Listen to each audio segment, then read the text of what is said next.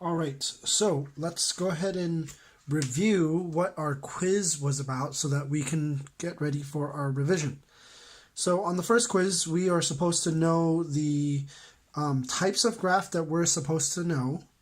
We're supposed to know what kind of shape they are, and we're supposed to know how to create the three kinds of graphs here.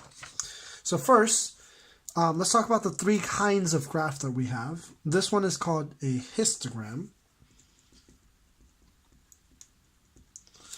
This one is called a dot plot. And this one is called a box plot. Hopefully that's pretty self-explanatory. The one with a box, that one's called a box plot. The one with a dot, that one's called a dot plot. And then the one that's bars, that one's called histogram. So then now we have to understand these shapes that these graphs can come in. And so let's go over the three examples here. Our first example is one where it kind of looks like this, where there are two peaks. Here's a peak, and here is a peak, meaning there are two high points to the graph. Whenever there's two high points, we choose this word. This one is bimodal. And this one is called bimodal because there are two peaks. We can say there's one peak at right here, 7, and one peak right here at 18. Okay. And so now let's go to this one where it looks something like this. I recognize this as everything is pushed to one side, or you can think of it as it has a really long tail. So for example, right here, there's a really long tail. Whichever way you consider it, this one is called skewed. That's this word right here. So it's called skewed because most of the data is on one side. In this case, the left side. Then we also have this one where you're going to have something that looks like one hill and the two sides are pretty even. This one is called bell-shaped.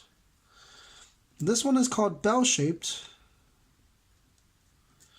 because it looks like a bell and there's a cluster, like a bunch, in the middle.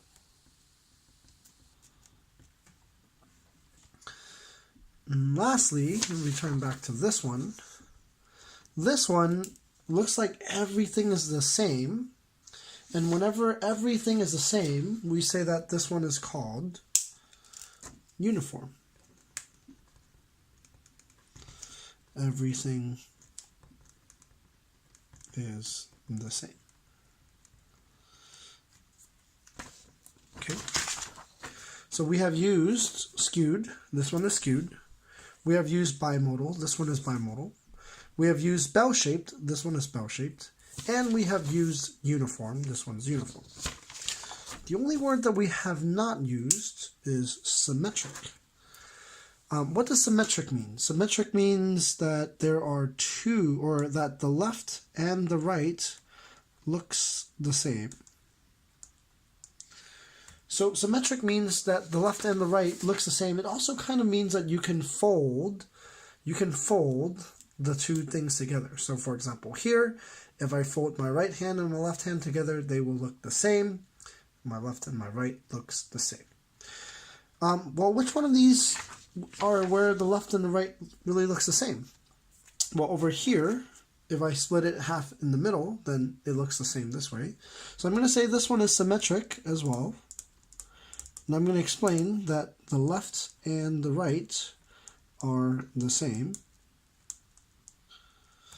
And over here as well, if I draw a line down the middle for the bell-shaped one, the bell-shaped one is also symmetric. The left and right are the same. Okay. Now we're going to get to the hard part where we are supposed to actually create these graphs. So let's go ahead and do the sort of the easier ones first. Let's do the dot plot and the histogram first. For the dot plot, I have to actually scale this axis, and I have 1, 2, 3, 4, 5, 6, 7, 8, 9, 10, 11, 12 tick marks. So I'm going to need to spend that 12 tick marks to address numbers from 2 all the way to 21. So my smallest number is 2 and my largest number is 21. So I need a number line that fits from 2 all the way to 21 at least. I'm actually going to start at 0. If I start at 0, I can count by ones. If I count by ones, this will be 1, 2, 3, 4, 5, 6, 7, 8, 9, 10, 11. Well, that gets me to 11, which doesn't get me to 21, so that's no good. Let's count by twos. 0, 2, 4, 6, 8, 10, 12, 14, 16, 18, 20, 22. 22 is big enough for 21, so I'm going to count by twos because it seems like that is going to be good enough. 2, 4, 6, 8, 10, 12, 14, 15, 14, 16, 18, 20, 22. Now, I want to just clarify, the reason why I started at 0 is because I could have started at 2, but it's completely up to me. I just like 0. But my smallest number is 2. If I wanted, or if the smallest number was, say, 10, then I could have started at 10, I could have started at 8, I could have started at 5. As long as it addresses the smallest number. Okay, so then now, therefore, I can start kind of putting dots on the right places. My first dot is here, 2. So I'm going to put a dot here at 2. My next one is 4, so I'm going to put one at 4. Then it goes to 5. Well, where is 5 on my scale? Well, actually, 5 is in between 4 and 6. So I'm going to put a dot here in between 4 and 6.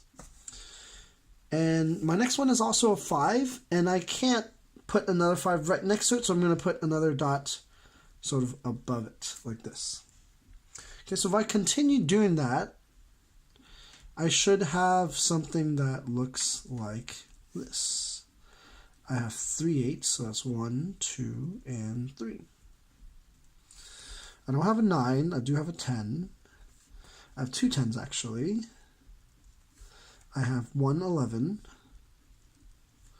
I have 1, 2, 3, 4, 5 12s. That's 1, 2, 3, 4, and 5.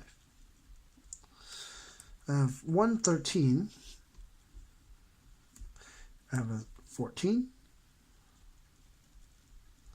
I have a 16, 17, 18, and a 21. So hopefully yours looks just like this, and you can pause and check.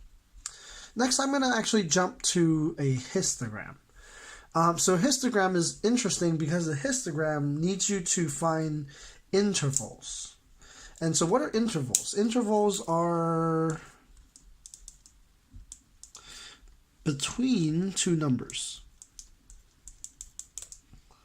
So for example, I have here, this slot right here is in between 0 and 5. So what that means is any number that's 0, 1, 2, 3, or 4, those are the numbers between 0 and 5, I need to count them. So if I go back up here, I have 2 and 4, those are two numbers that fit in between 2 and 5. So that means in between 2 and 5, I need to draw up to 2, and that's my bar between 0 and 5, because there are two numbers here from 0 to 5. Now don't count 5 because 5 will go into my next slot. That's going to be 5, 6, 7, 8, and 9. 5, 6, 7, 8, and 9 are the ones that I'm going to fit into my next bar. So that's 1, 2, 3, 4, 5, 6, 7. I'm not going to count this 10, so that's going to be 7. That's going to be up to here.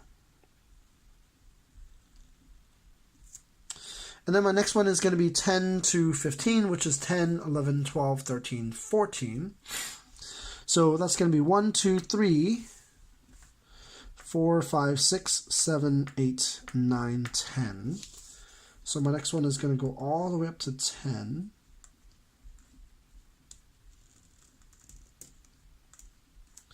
And then my last one is going to be from 15, not my last one, sorry, from 15 to 20, which is 15, 16, 17, 18. I see 1, 2, and 3. So I'm going to count to 3. And then lastly, from 20 to 25, I only have one thing over here, so I'm going to do that in here. Great. So that's my histogram. Now let's do our box plot. Our box plot, you need to have a 5-number summary. The 5-number summary, you have your median in the middle. Median literally means the middle. At the ends, you have your maximum. That's the biggest number. The minimum, that's the smallest number. Minimum. And in the middle here, you have Q1 and Q3. What that's saying is I can split it up into 4 pieces, and this is my first piece, second piece, third piece, and then my last piece. That's my smallest number. Well, what is my smallest number? Well, if I look at the list, my smallest number is 2. What is my largest number? My largest number is 21.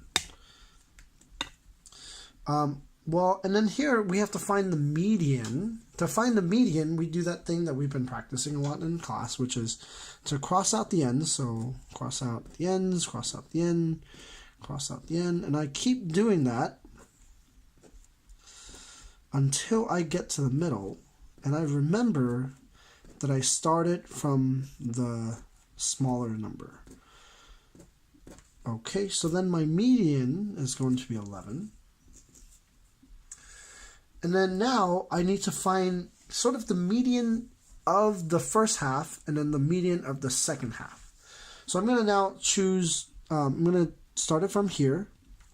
I'm going to use a different color. And I'm going to cross out again from the beginning and the end. Beginning and end. Beginning and end. Beginning and end. Beginning and end. And I'm left with my Q1 is 7. I'm going to do the same thing over on this side. Beginning, end, beginning, end, beginning, end, beginning, end, beginning, end. So I get 13. Okay, so with that, now I'm ready to draw it out. And since I see the same sort of scale here, I'm going to go with counting by 2s again. I'm going to go 0, 2, 4, 6, 8, 10, 12, 14, 16, 18, 20, and 22. And now I'm actually going to draw 5 lines that represent these 5 numbers. So I'm going to draw a line on each one of these.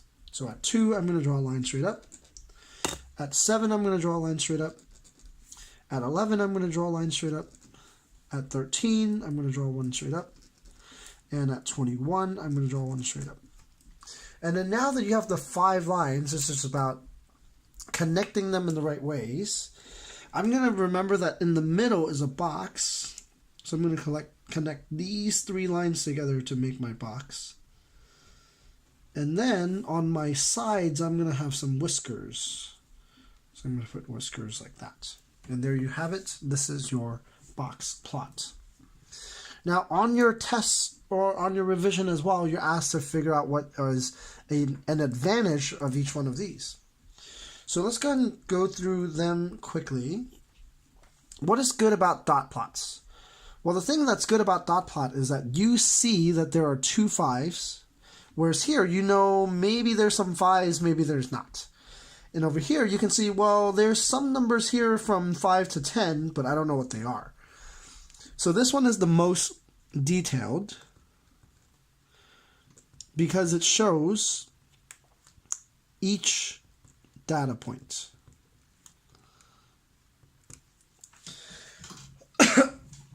If you would like to have more sort of advantages so that you can remember them, this one also shows the shape of the distribution. As in, you can see the shape of these dots. Box plots are good because box plots, you can see the middle, as in the median, really easily. The median is right here where the middle of the box is. You can also see the 5-number summary easily as well, which gives you a lot of information. And then lastly, for histogram, this one really shows the shape of your distribution very well. This one shows the shape of the distribution, as well as it gives you a general sense of the center and variability. Okay, good luck.